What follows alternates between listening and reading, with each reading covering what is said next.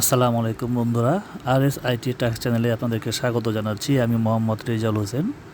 Blog তৈরির series টিউটোরিয়ালের আজকের পর্বে আমরা একটি টেকনিক্যাল প্রবলেম নিয়ে আলোচনা করব, যেটা সাধারণত গুগল সার্চ কনসোলে এই প্রবলেমটা শো করে। তো আমি আপনাদেরকে দেখাচ্ছি যে গুগল সার্চ কনসোল দেখতে পাচ্ছেন, এটা গুগল সার্চ কনসোল। তো এখানে আসার পরে আমি যখন যদি পেজেসে আসি, পেজেসে ক্লিক করার পর আপনারা দেখতে পাচ্ছেন এখানে নট ইন্ডেক্স 3টা পেজ এখানে দেখাচ্ছে 2টা রিজনের কারণে, এবং একটা পেজ আমার এখানে ইন্ডেক্সড হয়েছে। তো আমি নিচে যদি স্ক্রল করি তাহলে দেখতে পাচ্ছেন যে এখানে alternate page with proper canonical tag, এই যে একটা ইস্যু। আর আরেকটা ইস্যু হচ্ছে পেজ উইথ রিডাইরেক্ট। তো আজকে আমরা যে ইস্যুটা নিয়ে কথা বলবো সেই ইস্যুটা হচ্ছে যে alternate page with proper canonical tag. এই ইস্যুটা আমরা কিভাবে সলভ করব।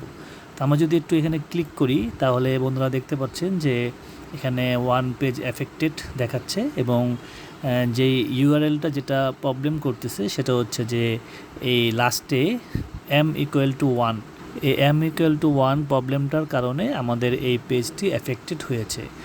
তো এই m=1 প্রবলেমটা একটা ব্লগ ক্রিয়েট করার পরে একটা কমন ইস্যু, যে ইস্যুটা যারা ব্লগ সাইট ক্রিয়েট করেন ম্যাক্সিমাম মানুষই এই প্রবলেমটা ফেস করেন। তো এটার একটা সহজ এবং কার্যকরী একটি সলিউশন আমি আপনাদেরকে দেখাবো। তো এই জন্য আমরা যেটা করব, জাস্ট আমরা একটা ছোট্ট একটা কোড আগে লিখে নিব। এই কোডটা লেখার জন্য প্রথমে আমরা যেটা করব, আমরা একটা ওপেন ট্যাগ দিব। ওপেন ট্যাগ দেওয়ার পরে আমরা লিখব LINK লিঙ্ক, একটা স্পেস দিব। স্পেস দেওয়ার পরে লিখব REL, তারপরে সমান সমান চিহ্ন দিব। সমান সমান চিহ্ন দেওয়ার পরে আমরা একটা কোটেশন মার্ক দিব। কোটেশন মার্ক দেওয়ার পরে আমরা এখানে লিখব ক্যানোনিক্যাল,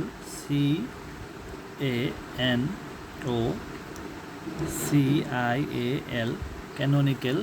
তারপরে আমরা কোটেশন মার্ক সেটি অফ করে দিব। অফ করে দেওয়ার পরে আমরা একটা স্পেস দেব। স্পেস দেওয়ার পরে আমরা লিখব HERF, তারপরে আমরা আবার একটি সমান চিহ্ন দেব। তারপরে আমরা 2টা কোটেশন কমা দিয়ে নেব। দেওয়ার পরে আমরা একটি ক্লোজ ব্র্যাকেট দিব, দিয়ে আমরা এই যে ওপেনিং ট্যাগ যেটা ছিল সেটা আমরা একটা ক্লোজ ট্যাগ দিয়ে দেব।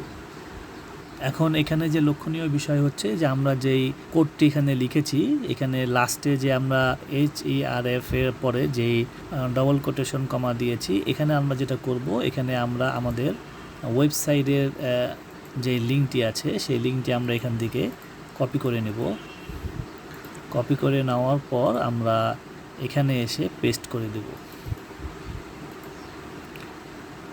তো এই হচ্ছে আমাদের সম্পূর্ণ কোড। এই কোডটি আমরা এখন যেটা করব, এই কোডটি আমরা এখান থেকে কপি করে নেব। কপি করে নেওয়ার পর আমরা আমাদের সাইডের ব্যাকএন্ডে যাব। ব্যাকএন্ডে আসার পর আমরা এখান থেকে থিম যে অপশনটি আছে, থিম অপশনে ক্লিক করব।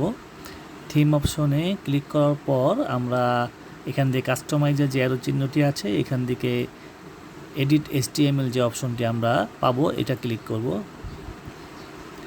এখানে ক্লিক করার পর বন্ধুরা এখানে দেখতে পাচ্ছেন যে এখানে ওপেনিং হেড ট্যাগ যেটি আছে, এই ওপেনিং হেড ট্যাগের এখানে এসে আমরা মাউস পয়েন্টার রেখে আমরা এখানে একটা এন্টার চাপবো। এন্টার চাপার পরে আমরা যে কোডটি কপি করে এনেছি সেটা এখানে Ctrl+V দিয়ে পেস্ট করে দেব।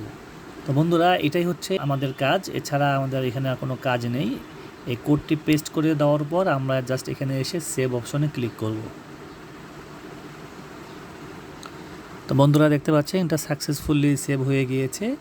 এখন আমরা যেটা করব, আমরা এখন এখানে চলে আসব, আমাদের গুগল সার্চ কনসোলে চলে আসব। সার্চ কনসোলে আসার পর আমরা এখন এখান থেকে যেটা করব,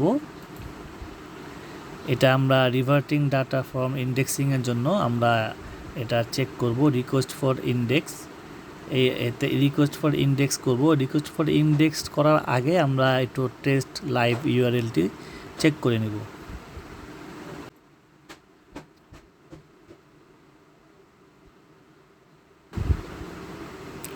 তো বন্ধুরা দেখতে পাচ্ছেন URL is available to Google, এটা সাকসেসফুলি কিন্তু লাইভ টেস্ট আমরা করে নিলাম। এখন জাস্ট আমরা যেটা করব, আমরা গুগলকে ইন্ডেক্সের জন্য আমরা রিকোয়েস্ট করব। একটু ভেরিফাই করতে বলছে এখানে, বাস